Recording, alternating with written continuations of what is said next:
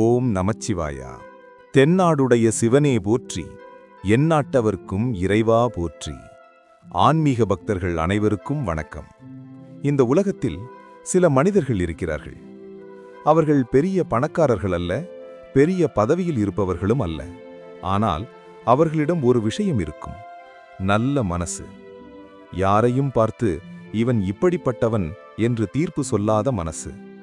யார் கஷ்டப்பட்டாலும் அந்த கஷ்டம் தன் கஷ்டம் போலவே உள்ளுக்குள் குத்தும் மனசு. இந்த கதை அப்படிப்பட்ட ஒரு மனிதனை பற்றியது.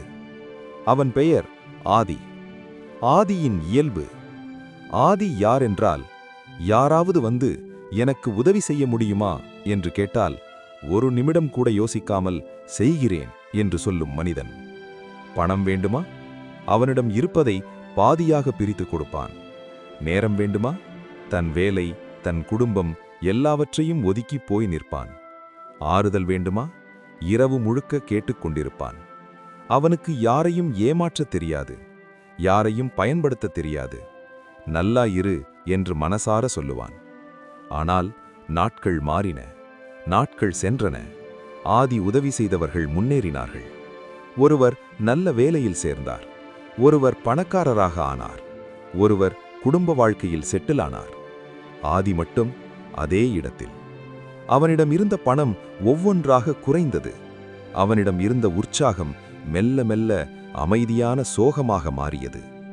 முதல் சோதனை. ஒரு நாள் ஆதிக்கே ஒரு பெரிய கஷ்டம் வந்தது.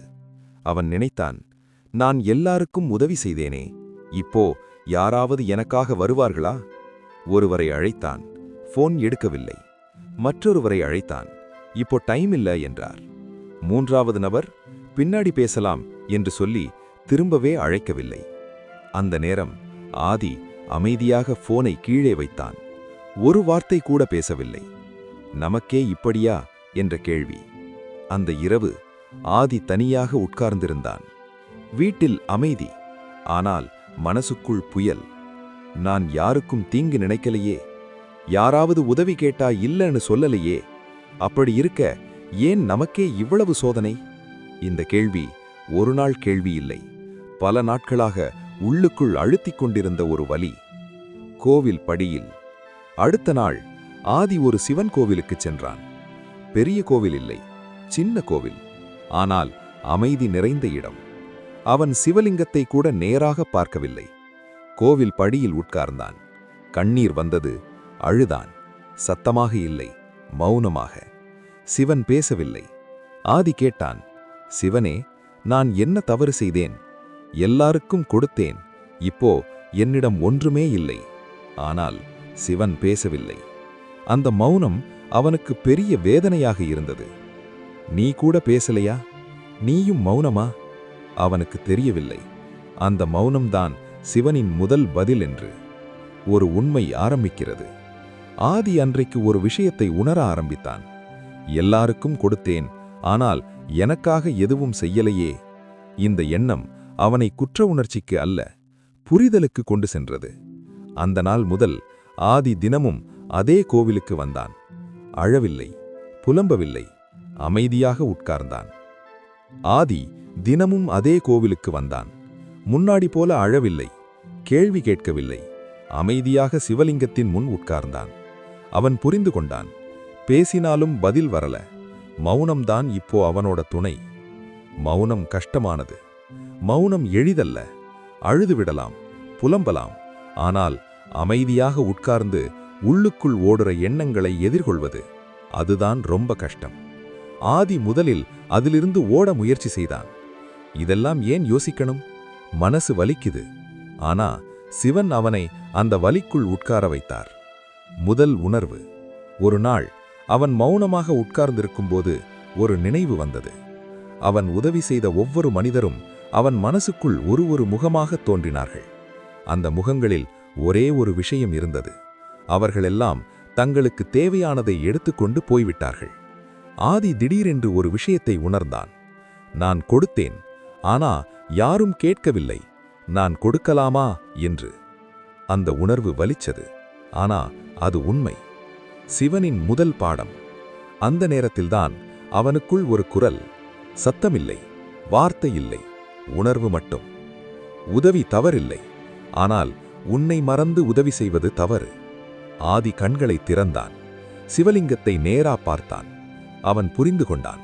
சோதனை தண்டனை இல்லை, அது திருத்தம். ஏன் நல்லவர்களுக்கே? அவன் மனசுக்குள் மறுபடியும் ஒரு கேள்வி வந்தது. ஏன் நல்லவர்களுக்கே இவ்வளவு சோதனை? அந்த மௌனத்தில் மறுபடியும் உள்ளுணர்வு சொன்னது. ஏனென்றால் நல்லவர்கள் கெட்டவர்களாக மாறக்கூடாது என்பதற்காக. இந்த வார்த்தை ஆதியை அதிர வைத்தது. மனிதர்களின் உண்மை முகம்.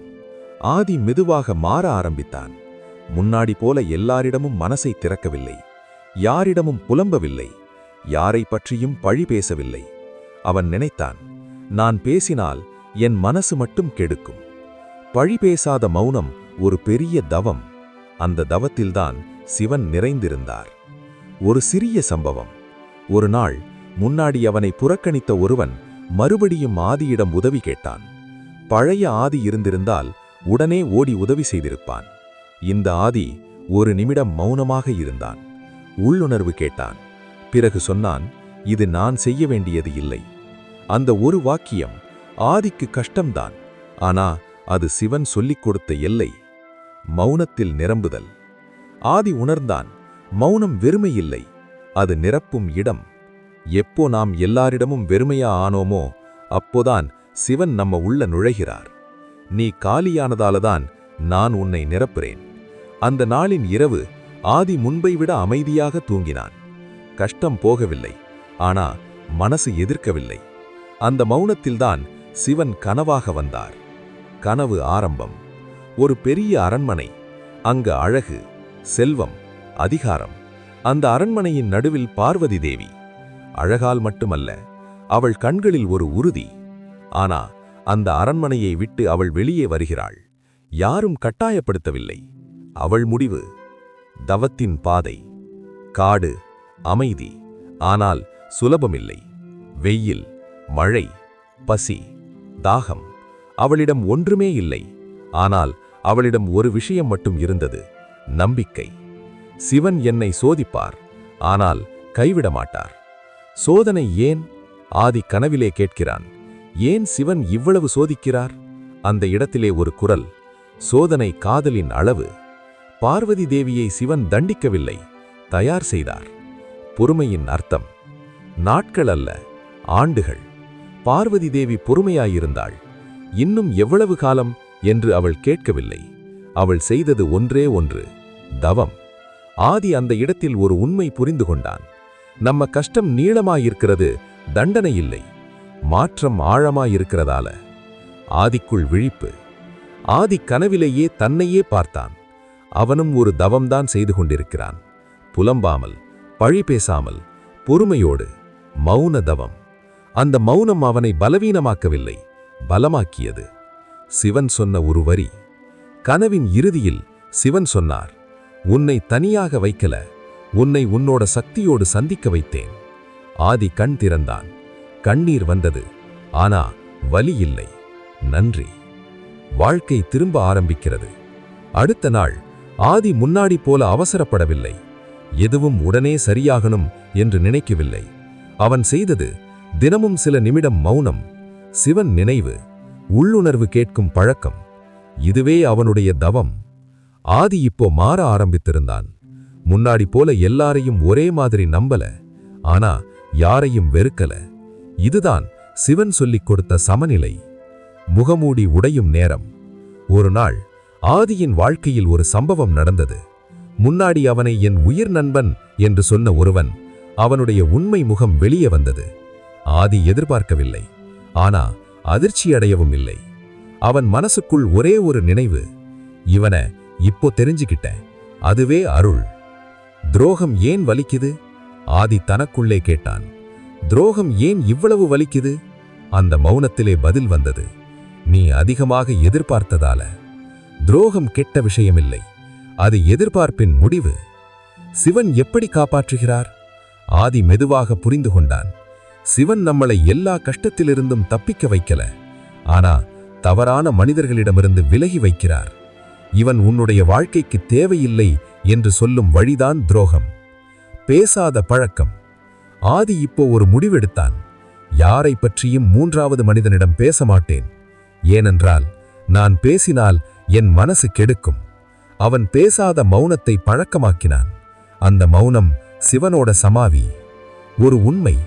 ஒரு நாள் ஆதி நினைத்தான், என்னை காயப்படுத்தினவர்கள் எல்லாம் என்னை உடைக்கல, என்னை உண்மையா யார் என்று காட்டினார்கள். அந்த உணர்வு விடுதலை. தனிமை ஈக்குவல்ஸ் தனித்தன்மை. ஆதி தனியாக இருந்தான், ஆனா தனிமையா இல்லை. அவன் தன்னோட துணையா சிவனை உணர்ந்தான். எல்லாரும் போனா கூட நான் வீழ மாட்டேன், ஏனென்றால் உள்ளே ஒருவர் இருக்கிறார். ஆதி இப்போ வாழ்க்கையை வேறு கண்ணோட்டத்தில் பார்க்க ஆரம்பித்திருந்தான். முன்னாடி போல எல்லாம் சரியாகணும் என்று அவசரப்படல.